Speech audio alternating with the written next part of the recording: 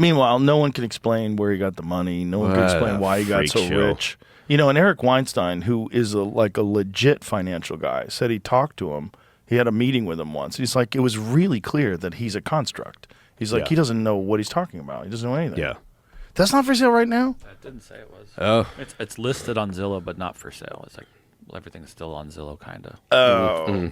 Like it was for sale. Yeah. Look it up. Okay. Maybe there's another service that's because sometimes Zillow doesn't have all the stuff because someone I know was looking at it. Yeah, maybe it's on Cheap Old Houses. That's a good site. Yeah. It's a bargain. It's a fixer-upper, though.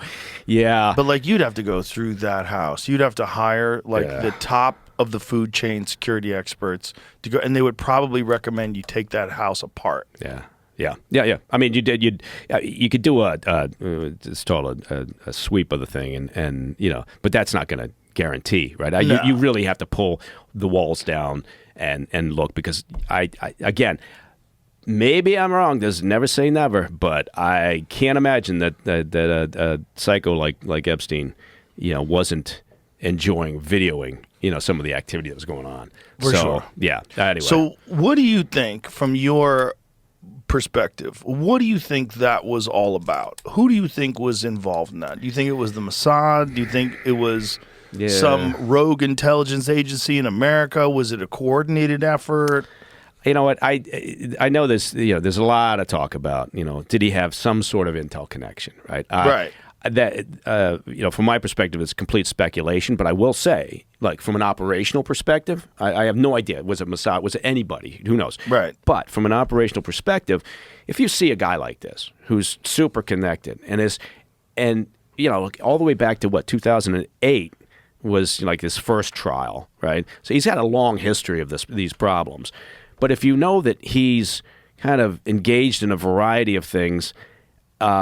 As an example, if I'm Chinese intel, right, and I just read the goddamn entertainment news, and you know there's these rumors and allegations of high-level people flying off to his island, I'm going to think that's interesting because potentially if I could get an accessed source there, if I can get somebody right inside that operation, whether it's Ghislaine Maxwell or whether it's Epstein himself, whether it's somebody who's just on the outskirts of it. Maybe I'll start picking up some pretty interesting leverageable information on people that maybe I want to influence. Right? And it's so funny to me that it's always comes down to like carnal needs and carnal desires. Yeah. It's always sex because these guys, when you get to like this Bill Gates level and Bill Clinton level, you can't just go pick up gals at the bar.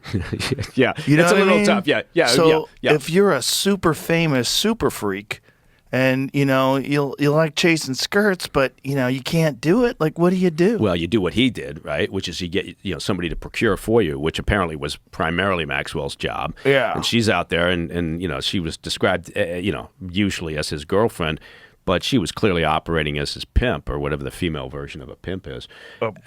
Curator. Curator. Yeah, it's a curator. Yeah. And so he's, she's out there doing that. But look, again, I can't speak to, the rumors about him working for one intel agency or another, but I will say, if I'm working for an intel agency and I see something like that, I might find that of interest, right? Oh, for and then sure. I would definitely go after somebody to see what's going on. Just if for no other reason than again, maybe it's a opportunity there. Well, it's the easiest connect the dots puzzle of all time. Yeah, you got rich, powerful people and hot chicks and probably drugs. Yeah. And cameras. Yeah, and I tell you, the Russians love nothing better than the truth. The reality is, in terms of recruiting an asset by using blackmail is tough, right? You gotta that window starts closing immediately, right? In terms of their operational usefulness, right? Because there's a lot of issues there, right? You're blackmailing somebody for their cooperation. At some point, that's going to go south on you, right? It's not like you've recruited somebody for ideological reasons, right? Or even something as straightforward as like they need the money because their kid's sick or whatever it may be. So blackmail's right. But having said that, look, the Russians in particular love that, right? And Chinese intel, they'll do whatever works from their perspective. The agency, again, people are going to say that's bullshit.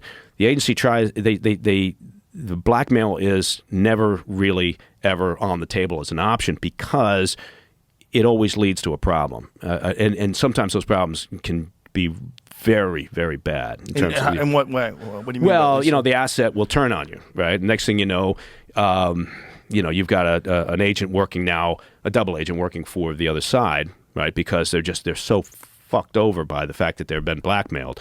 And at some point, they lose their shit. They decide to roll for the other side. But aren't you like constantly monitoring them and looking at their phone? There's only so much. There's only so much you can do, right? In terms of maintaining, particularly with a hard target, particularly with an asset who's in a difficult or challenging environment, for us, and you've got limited access to them, whatever it may be. So you're really relying on clandestine communications. You don't have a lot of face-to-face meetings.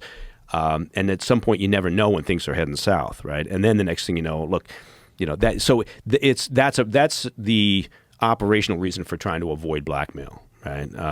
Has it ever been done? Well, sure, yeah. I mean, I'm not saying it hasn't been done, of course, but some services go to it much quicker than others do. Yeah.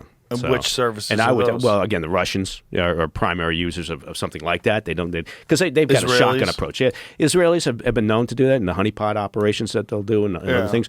But the Russians throw a lot of shit at the wall and see what sticks. Right? It's very much a shotgun approach. Right? And honestly, sometimes that can work. Right? Wasn't that kind of, if you thought about this island, if you're bringing award-winning scientists, like famous people, politicians, world leaders, all to one place, you're basically throwing as much shit against the wall as you can. Yeah. And then you have all this stuff on all these different people, and they know it. And so then you just kind of like, wasn't there like some CEO that had to step down because he wound up giving Epstein, it was found out that he gave Epstein like $150 million that they couldn't explain why?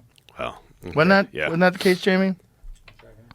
So it's one of those things where there's obviously value in having all these people on your side. Yeah. But when you do get all this information on these people, like, what are they trying to accomplish with it? This is the question.